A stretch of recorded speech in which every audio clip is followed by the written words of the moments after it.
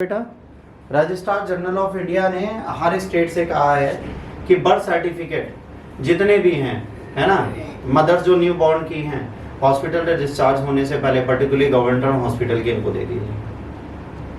1949 में government of India establish permanent organisation under ministry of home affairs headed registrar general and ex officio census commission of India. This position role is mainly to ensure systematic collection and the statistical related to India's population size growth and distribution. Registrar General of India also responsible for implementing Registration of Birth and Deaths Act of 1969. Registrar General is typically a civil servant of Joint Secretary rank.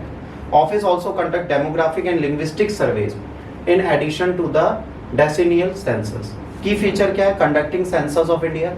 ठीक है, data देखता है demographic, socio economic, geographical characteristic population के क्या है। Linguistic survey करता है, भाषा के अनुसार लोगों को डिवाइड करता है। फर्स्ट लिंग्विस्टिक सर्वे कंप्लीट हुआ था जॉर्ज अब्राहम गैरिसन ने 1928 में।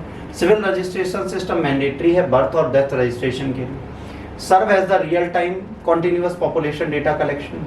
Birth certificate issued by the registrar in accordance with this section 12 and RDB act 69 death को रिप्रेजेंट करता है। तो ये आपको दो याद रखने, एक सेक्शन 12 है ना, जो आपका, और दूसरा सेक्शन इसमें डेथ और रजिस्ट्रेशन दोनों होता है, बर्थ और डेथ दोनों देखी जाती है।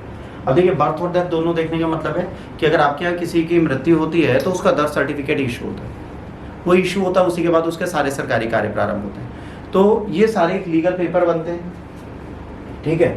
और इसके बाद इन्होंने इसी के डेटा को उठाकर ये रियल टाइम डेटा हमें बताते हैं कि भाई कितने लोग जिए, कितने लोग मरे, कितने बढ़े, कितने घटे। अगर बर्थ रेट ज़्यादा है, डेथ रेट कम है, तो जाहिर सी बात है जनसंख्या बढ़ेगी, और अगर डेथ रेट ज़्यादा है, बर्थ रेट कम है, तो क्या होगा?